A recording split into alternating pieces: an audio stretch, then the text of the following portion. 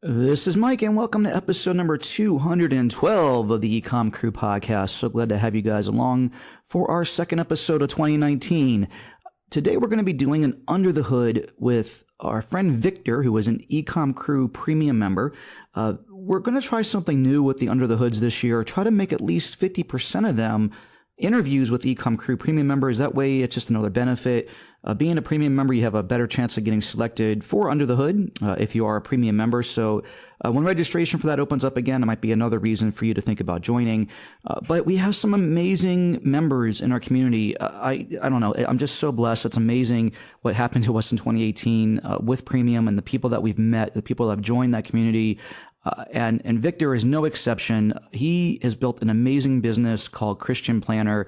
And we spend the first bit of this talking about his background and the story of how he started that and why he started it. And it isn't the road that you might think. It's actually quite interesting how he had to get to this point. And it's frustrating because I've been there. I think a lot of entrepreneurs have been there. I don't want to give away too much at this point, but you have to listen a little bit here to find out. But it definitely was not a straight line. But since then, I mean, he's persevered and made an amazing company. And it's been just an absolute pleasure getting to know him, being able to help him with his business. That's certainly what EcomCrew Premium is all about. And as I said, as we get to know more about our members, it's been incredible and inspiring and everything else in between. So again, I want to thank Victor for coming on the show today. Hopefully the stuff we talked about will be able to help him in his business in 2019 and beyond. And besides that, right after this intro, we'll get into it with Victor of Christian Planner. And then I guess he just woke up one day and said, this isn't what I signed up for. I wanted more of a 4-hour work week. So I wake up one day and I'm locked out of all the accounts. Oh, wow. And it's funny just because he didn't really do much. I was like, oh, and now I'm locked out of all the accounts. And it ended up, he didn't return any of my emails, texts, or phone calls. I was in bad shape. And I would remember I could not deal with stress. Welcome to the EcomCrew podcast, hosted by Mike Jackness and Dave Bryant, who together run e-commerce businesses that generate 8 figures annually. Mike and Dave take pride in running a podcast that isn't just fluff, talking about specific products, problems, and real-world solutions. In the words of one of our favorite reviews, this podcast is like a playbook for e-commerce. You can take any episode and spend the next month trying to implement it. So without further ado, here's the EcomCrew. Hey, Victor, welcome to the EcomCrew podcast. Mike Jackness, you are the man. I've been following you for so long, and so it's an honor to be on your podcast. Oh, the honor's all mine, man. It's I can't wait to do this interview today. Just to let people know kind of what's going on. One of the things that we've discovered as a byproduct of doing EcomCrew Premium is we get all these awesome students joining, and we get to learn more about them on a more intimate level as we're answering emails and talking through the Facebook group. And the last few weeks, I've seen some really awesome stories come through, and it dawned on me, it's a struggle getting interviews together. I go out to conferences and try to meet as many people as I can. It's hard to find interesting e-commerce businesses to interview, but we have this jewel in EcomCrew Premium, and you joined there. How long ago has it been since you joined EcomCrew Premium? I joined EcomCrew Premium, I think it was at June or July of this year. Okay, so you've been around for a while. And so we kind of have been emailing back and forth, and then you started revealing just how good you're doing. I'm like, man, this is awesome. We got 7-figure sellers in the group, which is neat. But I don't want to get too far ahead of myself. I want to start back in the beginning of kind of similar to how we do with Under the Hood. This isn't quite an Under the Hood segment. This is more just talking about your story, and we'll definitely save some time at the end to let you ask some questions and see if we can help with some stuff. But I want to start back in the beginning of the journey of how you got into e-commerce. Okay. So, I feel like I've always been an entrepreneur. I've been selling stuff, since I was really young, like that kind of story. So I'm still proving myself as an entrepreneur. I'd like to say that this is finally what I was built for. But anyway, so always been an entrepreneur. Back in 2008, I joined Air Force ROTC, which is like the exact opposite. I spent 4 years of an entrepreneur. Yeah. I spent 4 years in the Air Force in 2010 and 2014. And then I got out of the Air Force and I moved to New York City to pursue. Well, I didn't know at first I wanted to do my MBA. Then I was like, oh, well, I'm also a musician. So I studied jazz piano at NYU under the GI Bill. So the government paid for my tuition and also paid me a salary. And I was living in New York City. Awesome.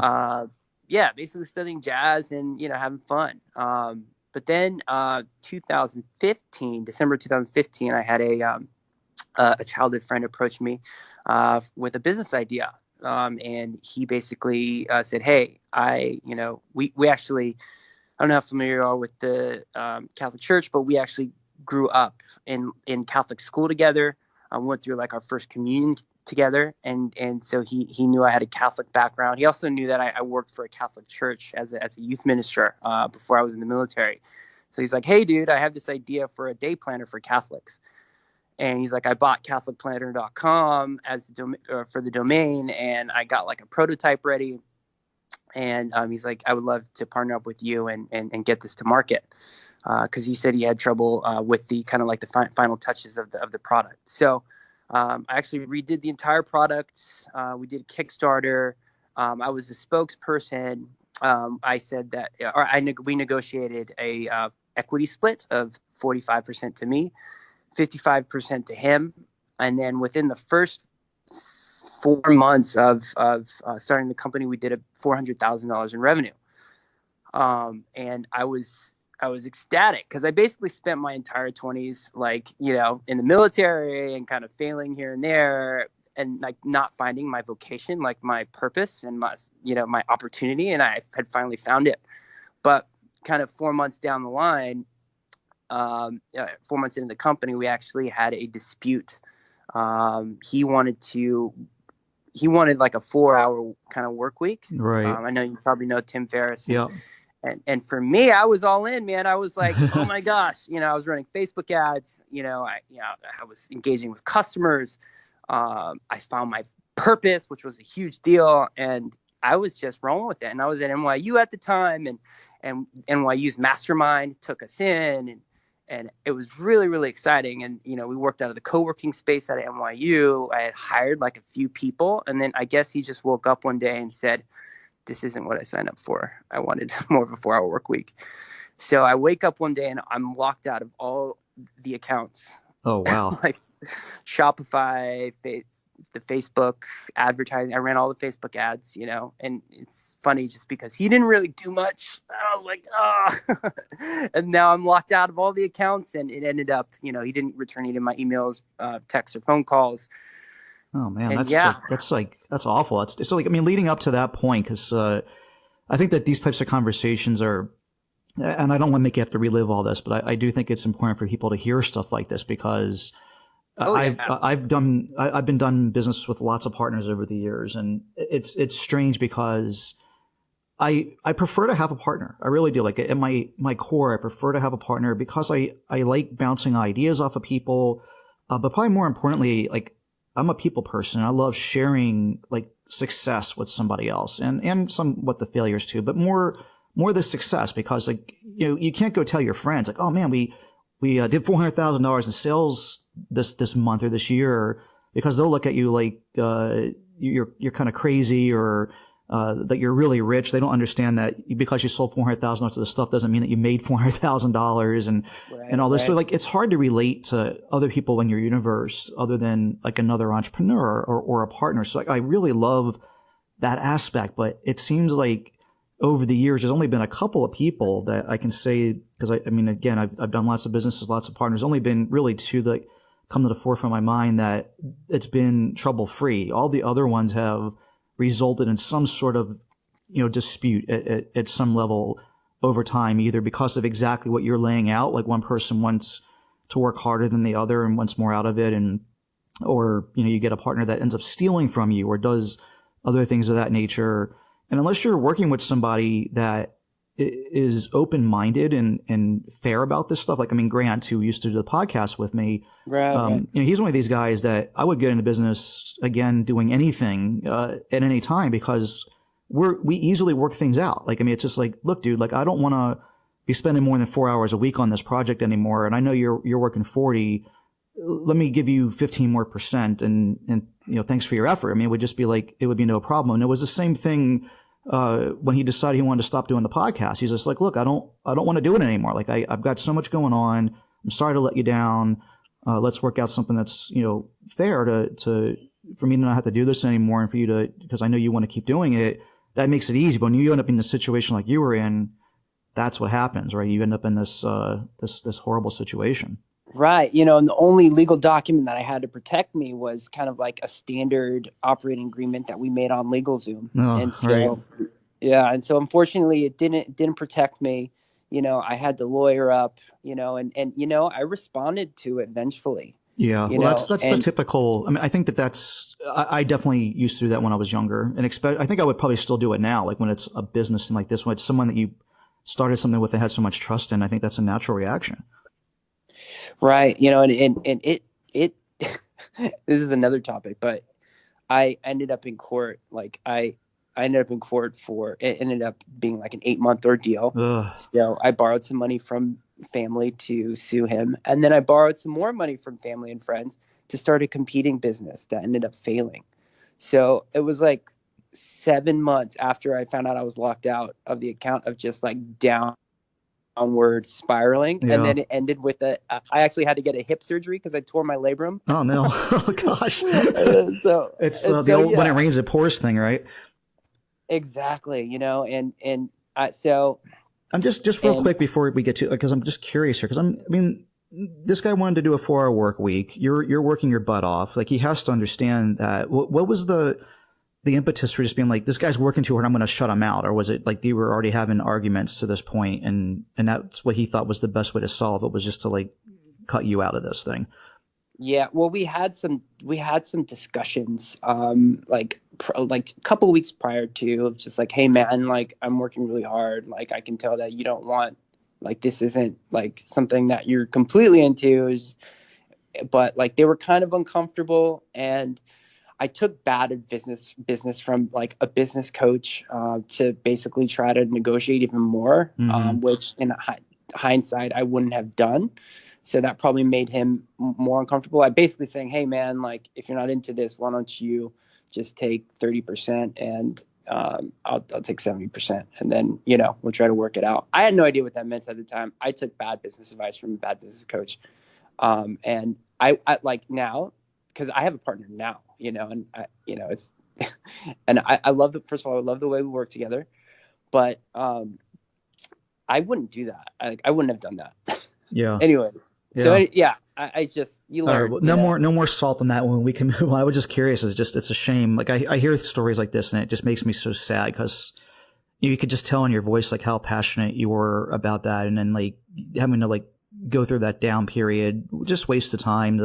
Obviously you've been able to come out of the depths of that, and everything's a learning experience. And I think if you've been in business long enough, you're going to go through these things, but it's still a shame. I mean, at the end of the day, it's still unfortunate.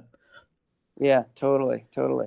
All right, so you end up in court, you go through hip surgery, you start some other project that ends up like crashing and burning. What was that project? Yeah, so I was like, it was one of those points in my life when I lost the company. Like I lost in court, and I lost in with the competing business, and I just had hip surgery, and I was looking out the window. I was staying at my girlfriend's house, my wife now, but my girlfriend's house at the time, and I was like, man, I could just end this. Like I understand why people would jump out the window. I looked at the window and I was like, oh my gosh, like if there was a time ever at any point in my life I can just go through that, like, and it was that low because I had like basically lost all my money. Yeah. Right. And then I had a one-way ticket back to my mother's house to California, and I didn't know what my next move was going to be. I was really embarrassed, and but like when I was looking out the window, it was kind of like a movie. Like in the back of my a little bird in my ear flew through the window. I'm just kidding. And told me you should start ChristianPlanner.com. Nice. And I was like, whoa, what? ChristianPlanner.com? And then I just and I was burnt out at that point, and I was also crippled because I had one leg. Yeah. But I had this jolt of energy got my butt up and I opened up my computer and I looked to see if the domain was available, and it was available. ChristianPlanner.com. No way. You were able to just buy that for like $15. Not for $15. It was $4,000. Oh, okay. So someone already owned it and you just, okay, gotcha. I was like, please have a payment plan. And luckily they had a payment plan. Nice. And this was like October 16th. So like we were in Q4 and I was like, holy moly, if I'm going to get something to market, I got to move fast. So I started doing more research. I because I knew Facebook ads. So I looked in the Facebook ad landscape and I saw just the opportunity in, because I'm like, these are basically the same, this is the same consumer, just Christian or Protestant. Yeah. And so I just kind of, I was like, all right, what does Facebook say? Well, the audience was like 6 times huger than the Catholic audience on Facebook. Exactly. Yeah. In the US for sure. And so, yes. And then, because I kind of in my late teens, early 20s, I was bouncing around between like Catholics and Christians. So I understood the vernacular of like the Christian Protestant consumer. And so I just altered the product just a little bit. I also secured the supplier. So I still had his email. So I emailed him a PDF and I'm like, can you get this done? I don't even remember what day. I was like, it's Q4. I need to get this done now. Right. So this was in October of 2016 then, or? October of 2016. Okay. And so my wife, she's a graphic designer. So I was like, hun, please create this, Christian Planner PDF. And she did. And she came up with like a different design than the Catholic Planner because obviously we didn't want to look too copycat. You didn't want it back in court again. Yeah. But she made it in like 3 days, and I sent it to the supplier to get finalized. And I was like, well, wait, hold on. Don't press print yet. I have to go and run some tests on the market. So, I built like a landing page. I used Kickoff Labs. I'm not sure if they're still around, but Kickoff Labs is great for lead generation. They do Kickstarter stuff, right? Yes. Yeah. Yes. And so I did Kickoff Labs, built a landing page, threw up a Facebook ad, created like a welcome series. And then like I basically in the welcome series, like, I asked, hey, and the first email in the welcome series, I said, hey, I'm not sure if you're thanks for supporting the small guy and checking out my products. I'm still not sure if it's, like 100% or complete or whatever. Would you mind letting me know what you think? There is a human behind here, so I put in parentheses. And then I got hundreds of responses and I'm like, okay, that's enough for me. So I told the supplier to print and we printed, I don't remember how many units at the time because I didn't have any money. I had zero monies. And we from October, we started testing October 4th, and then we launched October 16th. We took pre-orders October 16th, and our first day was a $4,000 sales day.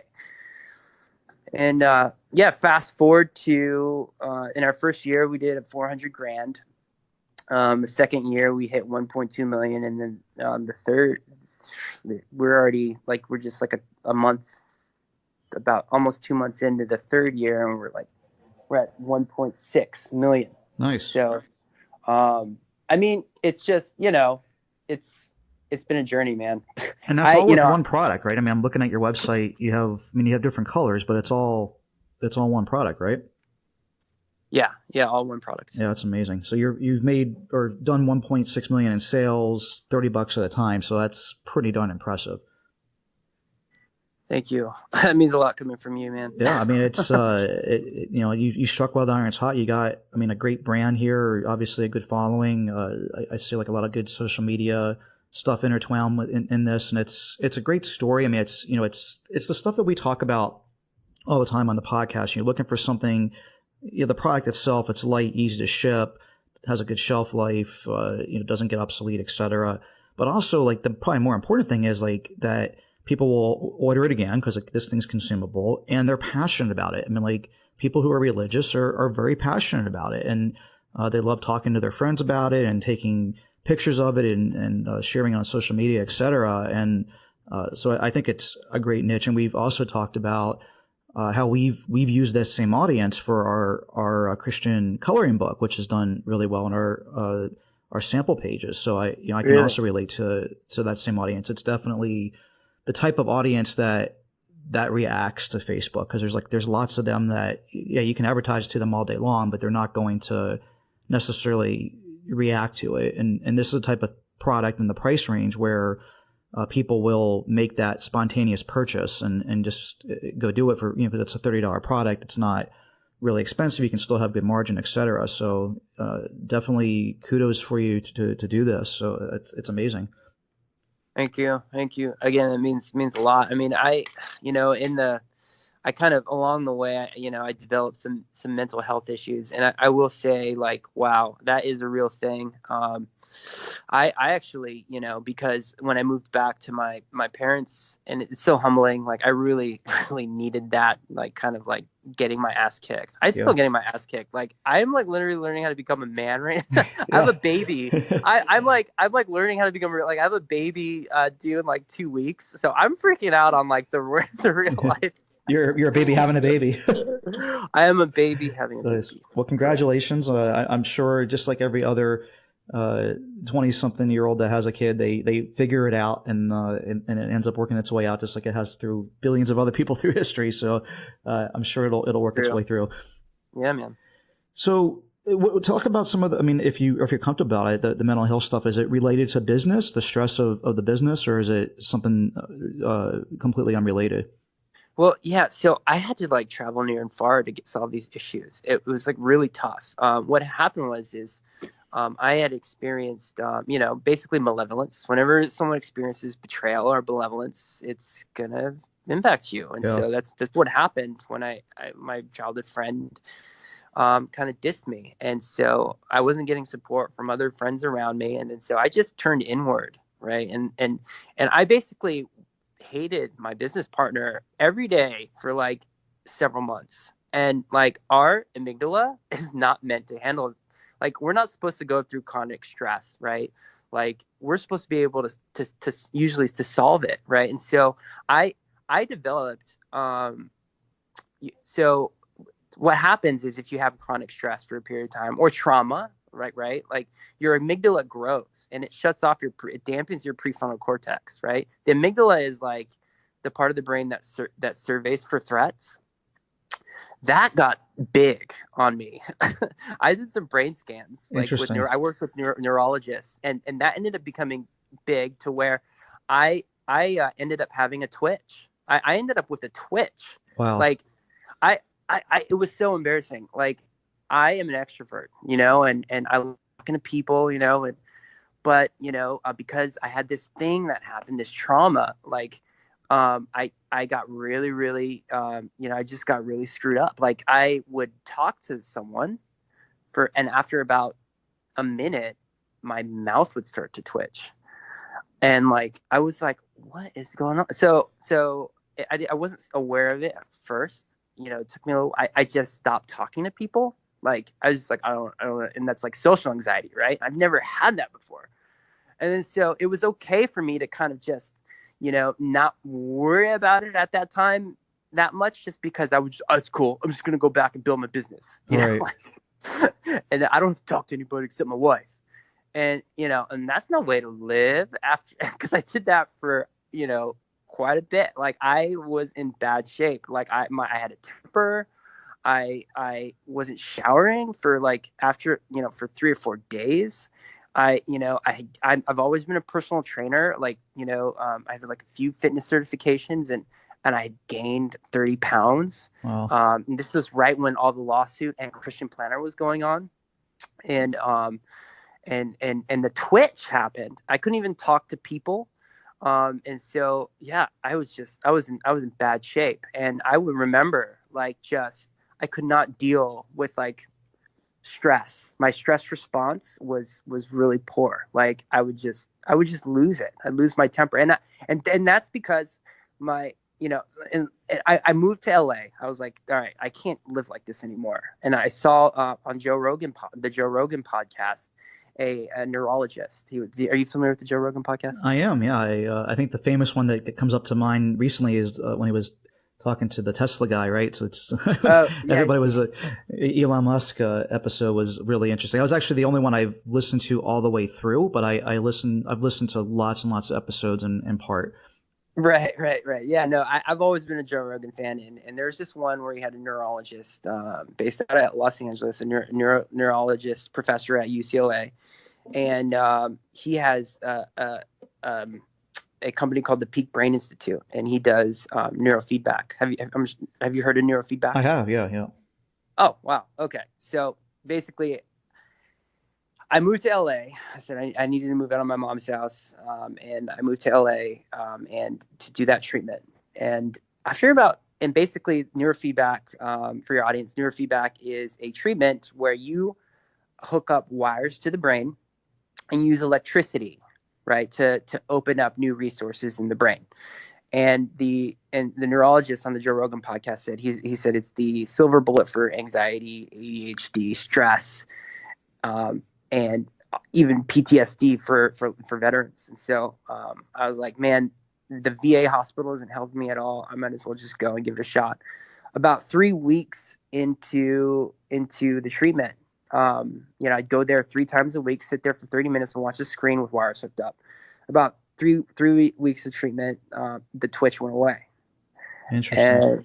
And I was like, whoa, the twitch just went away. And then I just started talking to people again.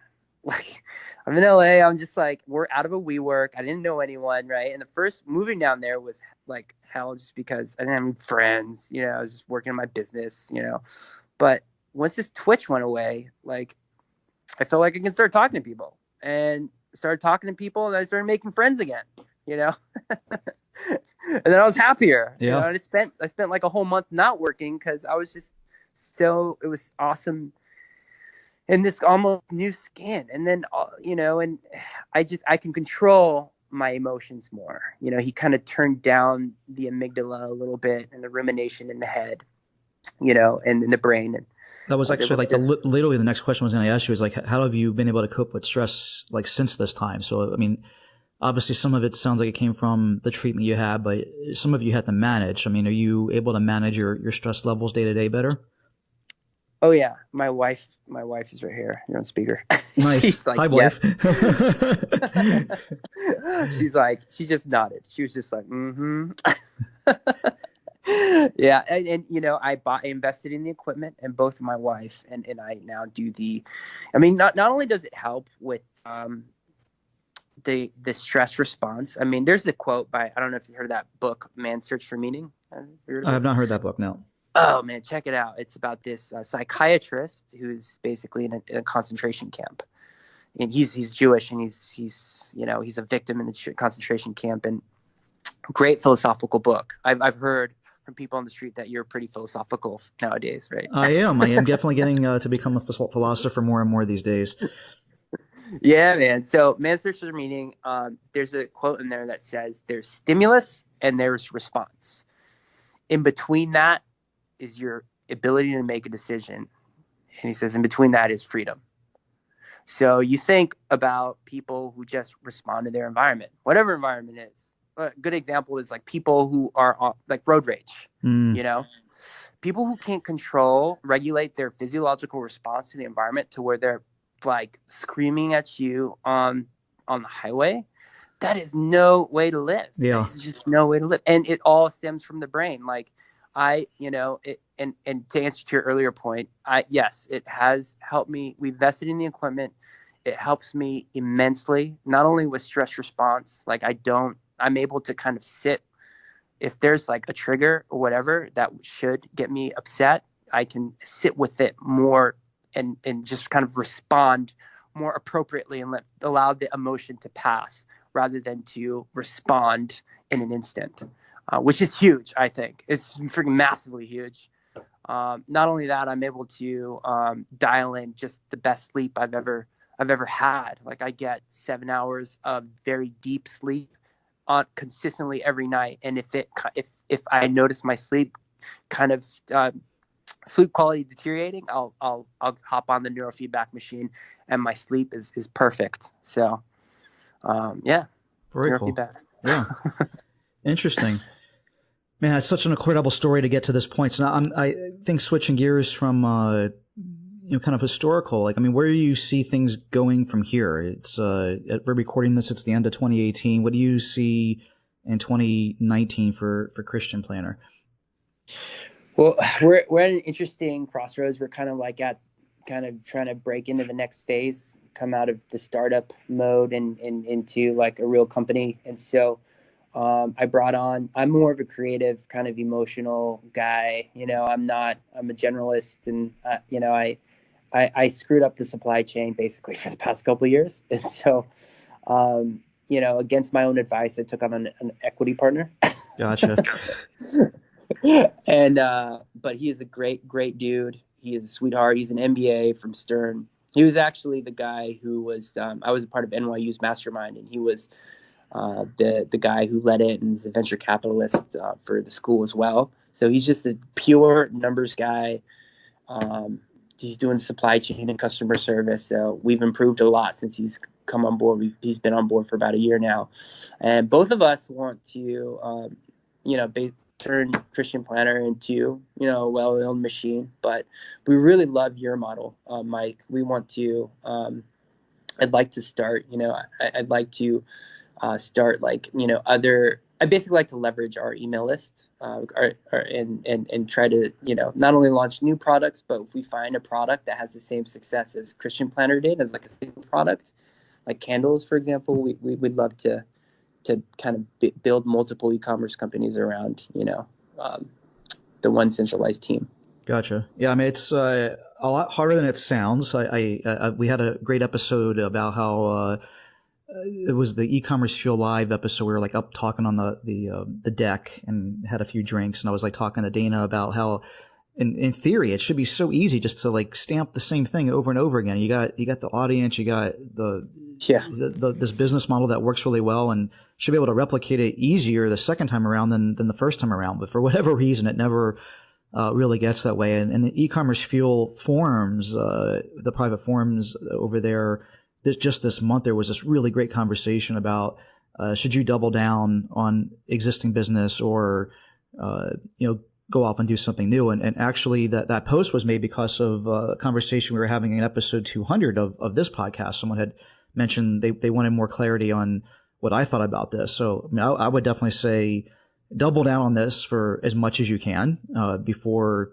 splitting off, because the shiny object, what ends up happening, at least for me as an entrepreneur, and this is what I was talking about in the e-commerce Fuel thread, I'm not in it really for the money. I mean, like, obviously money is an important byproduct of being able to live, and the result of that is important. So it's like, I can't say with a straight face that it doesn't matter at all, but it certainly is not the number one thing. I mean, the thing for me is the thrill of building something new and building something from nothing. And the thing that I've struggled with through my career, and I'm working on more, especially recently here, is that to just be happy with what I got and try not to let the shiny object thing detract me, because the reality is if we just spent more time on one brand in just those products and not having to try to replicate everything times 4, it would be a lot better, and we would have probably a more efficient, leaner, more profitable company. And again, if at the end of the day, if money is the number one objective of a company, which I guess by definition it's supposed to be, then you're probably better off doing that. And the shiny thing, which is, let's go launch a podcast and then a blog or new brands and all these other things because it's exciting, but that wears off, and it's it's kind of like a dopamine hit for a drug addict or anything else, or someone that uses their cell phone too much, and they're just and you get diminishing returns. Like every time you start doing another one of those things, the amount of happiness you get from it is less, and the amount of time you get happiness from it decreases as well, to the point where all of the baggage that comes from doing all those things like ends up adding up to be the seesaw tilts the other way, and then you're not as happy, right? So yeah, just something to keep in mind. Right. I mean, you're pretty much what we want to be. And I'm not taking that lightly. That's for sure. Yeah. Wow. Yeah, no. And So we'll see how it all pans out. I mean, that's great advice. I sat at lunch with a friend today who gave me the exact same advice. And I just look at your site here, and again, congratulations. It's amazing what you've been able to do, but it's been with one SKU. So, I mean, it looks like you're trying to launch a second one later this year, but I could see, at least 10 SKUs with a brand like this where there's different layouts, or you come up with different concepts for, things that can help increase your average order value and get people to do multiple types of journaling or other slight offshoots to this. It doesn't, right. There's slight offshoots, but not major offshoots. They can still be under the Christian Planner brand versus trying to launch a candle brand. And that's like another whole animal that you don't know anything about. You don't know like the manufacturing or the margins, or how to if it's even going to even sell and all these different things, versus you have a built-in audience here.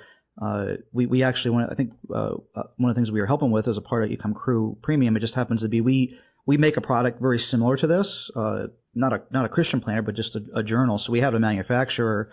They were able to send your way. This is a very high margin product that's easy to make. It never goes bad. So if like sales go slow down, you don't have to worry about something happening to it, versus a candle maybe, over time, if it's in a warehouse environment where it's like getting hot and cold over time, maybe it doesn't burn. I don't know that much about candles, but there's other things to be thinking about that if you have, you could probably take Christian Planner to a $10 million brand way easier than trying to do two $5 million brands. Right. And you know what? To be quite honest with you, I don't know if I have, the juice to do another. I mean, I would only do, honestly, I'm like fumbling over my words. You actually inspired us to pursue that model. So thanks, Mike, for convincing me otherwise. You're honestly like a huge inspiration to follow that. You just do what I say, don't do what I do. Yeah. It's so funny. But I honestly don't even have the bandwidth right now to launch another brand. If we were to do that, I would hope that we have a little more firepower, infrastructure team in place. So I think that's definitely really important and advisable for sure.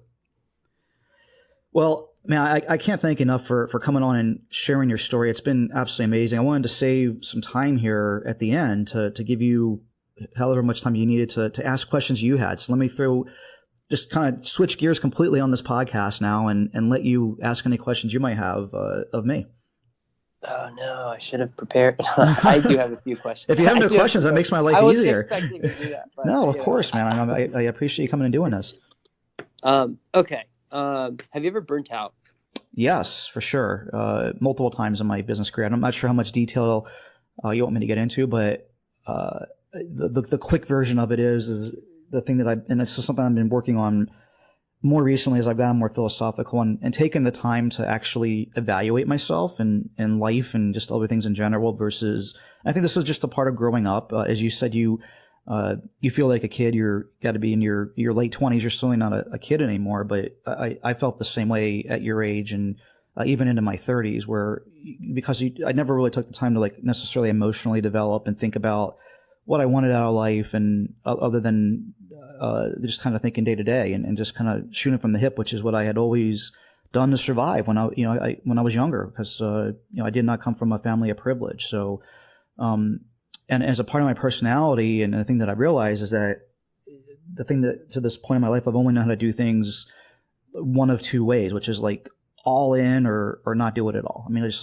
all in right. with disastrous repercussions of ignoring personal well-being and health and relationships and family and the things that are probably more important in life. But this is the type of thing that I went through because I just it's part personality, part survivalism, and just wanting to do the best I can at something. And when you run at that speed for certainly at the time, you're going to burn out. I think it's inevitable. So I think, we're looking at ways to shift things around in 2019. I kind of alluded a little bit to it in some recent episodes, and we're going to get really in depth with it in Q1 of 2019. But just to try to take a more measured, moderate approach, the reality is that when I'm all in,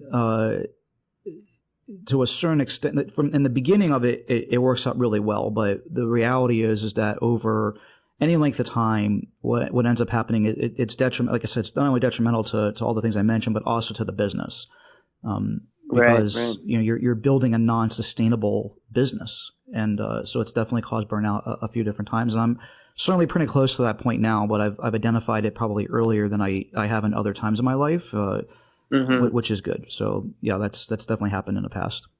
Okay, like so what? Because I burnt out a couple of times within this thing, and I'm getting excited about like the next phase, like building a team and all that stuff. So I think I'll be okay. But like, what do you when you're burnt out? Do you have like, since you've done it, if you burnt out a few times, what do you do to kind of bounce back?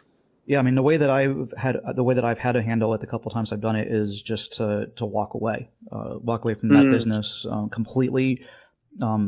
Usually by selling or giving notice of some sort. It depends on a couple different things. It's long stories both times, but it's important to me to make sure that the people around me aren't necessarily negatively affected by that situation. So there's usually some planning that goes into it where as smoothly as I can for everyone else around me, even if it takes me fighting through a burnout period to get through it, to make sure that partners are treated fairly, or employees or vendors or whatever other things that are around me, because that stuff's really important to me.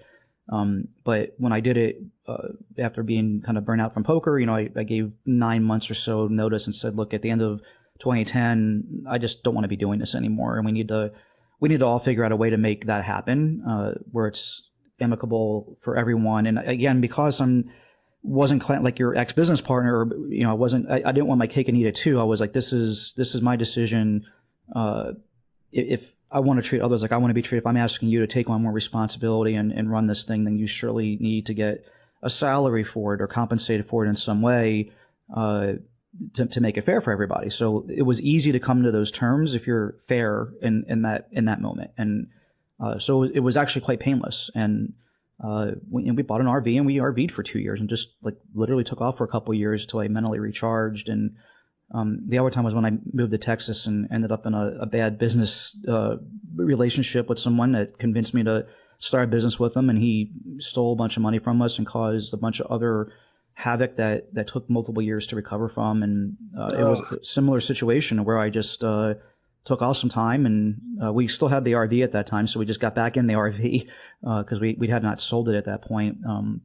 And then went back to the East Coast and spent some time with family and things like that for a while, and it was great. I mean, it actually really helped kind of mentally reset. So that's just how I've dealt with it. It's there needs to be some amount of time. Each time's different, but just a period of mental clarity. And again, my goal moving forward is to not need that like counterbalance to such a drastic state of mind. So like if you put yourself in a let's say it's a scale of 1 to 10, and like 1's like where you're not working very much, and 10's like where you burn yourself out. And if you run at a 10 for a period of time, then you have to like go back to a 1 because you've like burned yourself out. You have to stay at this one state for a long period of time. That's not healthy to it'd be like the same thing as like gaining 100 pounds and losing 100 pounds, gaining 100 pounds, losing 100 pounds kind of thing. That's just not a healthy state. So it's more trying to be somewhere between like a 4 and a 6 over a sustained period of time where everything's like kind of working, so it's not a 4-hour work week kind of thing, but I think the thing that I need to avoid is getting into the 80-hour work week thing. Right. That's which I've done a really good job of recently, but like to start this business, that's what it took. And I still believe that if you're starting a new business, you have to be prepared for that. Like I personally don't know how to get a business off the ground where it isn't like just complete all-in craziness.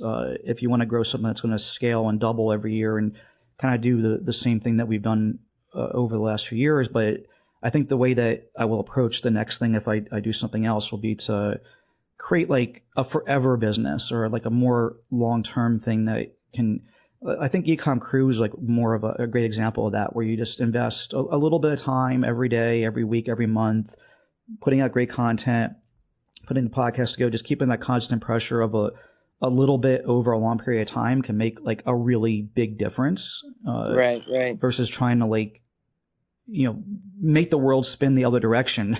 Like, you're trying to put so much effort into it. You're like trying to stop the world from spinning clockwise and make it go counterclockwise or something. It's really tough. And well, it's interesting how you struck that balance, because you're saying 1 minute you're saying you're like an all-in binary type of guy, which is also me, but then you it sounds like you really respect the process at the same time. I do. Yeah. Which is you really respect, which I don't tend to respect. I'm a man of conflict, man. It's being an entrepreneur is tough, and this is one of the things that I think is unique about what we do on this podcast is I'm an open book about it, and because I know, I've had a lot of private conversations with others about this stuff. So like I know everyone feels this way, but like you said earlier, like you were embarrassed by the situation that happened with your ex-business partner, and you went through court, you lost, like this is unfortunately like the way that society sets us up. There's nothing to be embarrassed about there. Like, by the way, like nothing at all. Like, this is the course of life. Nothing goes perfect all the time. You got to, bounce back from adversity and all these types of things. And your friends and family should be supporting you like during those moments and not ridiculing you. And we put ourselves in that situation or allow us to be hanging around with people that make us feel even worse about it. But people don't talk about it often, so like I try to be open and honest about it as I can, because I think it helps other people relate to those situations and help them work themselves through those things. Yeah. Have you had to cut like friends out that you've been friends with for like a long time? Like, has there I'm like kind of going through that right now, but have you ever had to do that? Or I have. Yeah, really? I have. I'm not going to name them by name because I'm not that kind of person, and that's like not my thing. Usually when someone starts talking bad about someone else, I usually try to change the subject, or I have very little input. There was actually a question that came up. We were playing this game at a friend's house in Vegas a few weeks ago, and the question came up. It was like this game where you answer yes or no, and the question was, do you gossip about your friends, or other, I think it was actually, do you gossip about your friends? I was one of the only people that put no in there because like that's just not my thing. But I can say at a high level, I have cut people out of my life. I mean, at the end of the day, they're the ones that were responsible for making me feel bad about myself. And those are not the people I want to be around. I want to be around people that I know that if I need something from them, I can call them at any time and they'll be there for me. Just in the same way that I'm there for them. And it's the type of people I want to be around are not the people I only hear from when they need something. Like, there's those types of people that I just kind of cut out of my life where, I'll hear from them 2 years later when they need a favor of some sort. And that's the only time you hear from them versus, you just calling to ask you how you're doing, or texting you how you're doing, or emailing you, or, the only time you hear from them is how can you help them. That's not a friend.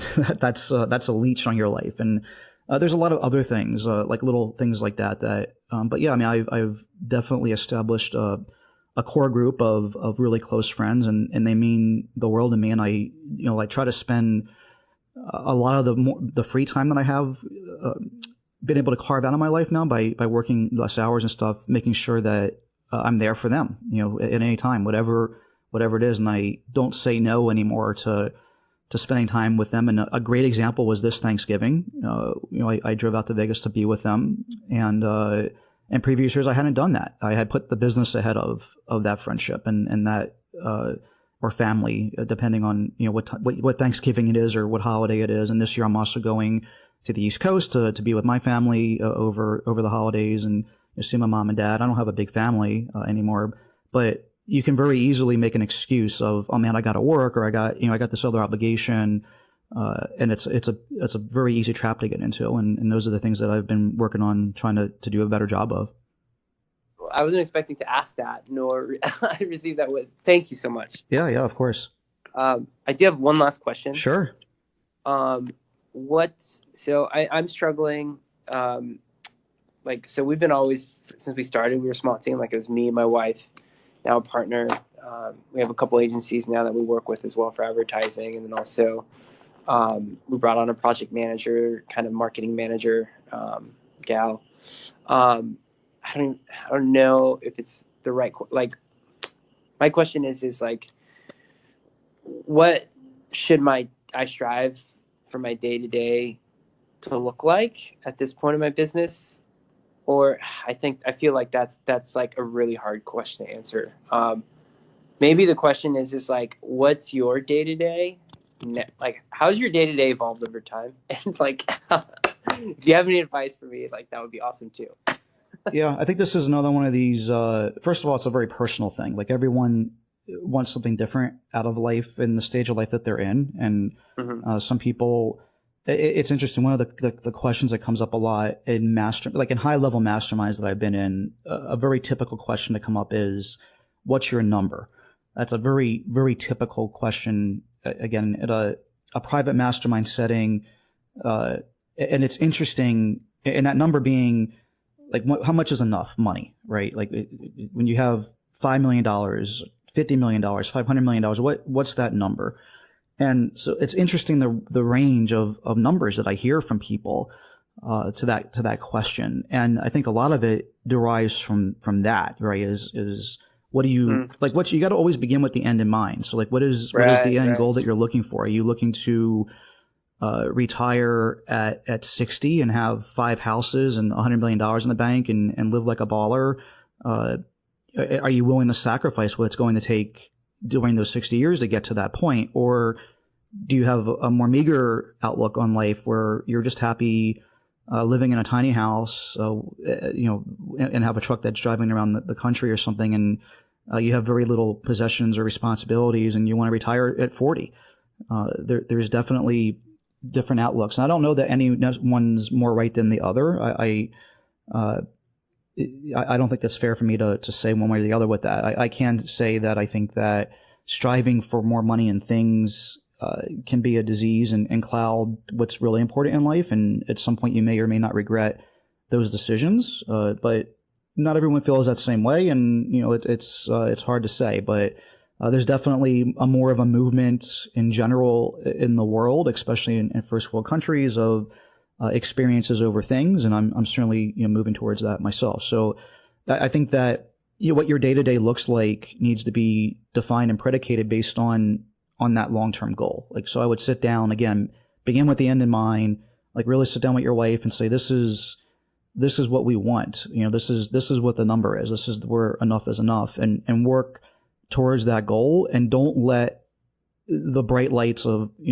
as your business goes from 400K to 1.2 to 1.6 to hopefully 3 and 5 and 10, change that. Because what ends up happening is, like, as you get more money, you spend more money, and the goalpost shifts because you're getting this short-term happiness hit of where it seems like, as you're, especially, and I went through the same thing, so I'm a hypocrite for even, but I can say, from my experiences, I wish that I treated it differently of not letting those goalposts move, because it is definitely it's easy to get sucked into that vortex of, oh man, like I can go out and buy a $200,000 car now instead of a $50,000 car, and I can buy a $5 million house instead of a $1 million house, and I can fly first class or a private jet and eat caviar or whatever, and all that stuff is really, really cool. And then what ends up happening is you end up meeting friends and hanging around people that are of the same mindset. So then you're in this comparing yourself to the Joneses with another class of people, and it makes it really easy and to get sucked into it, and way harder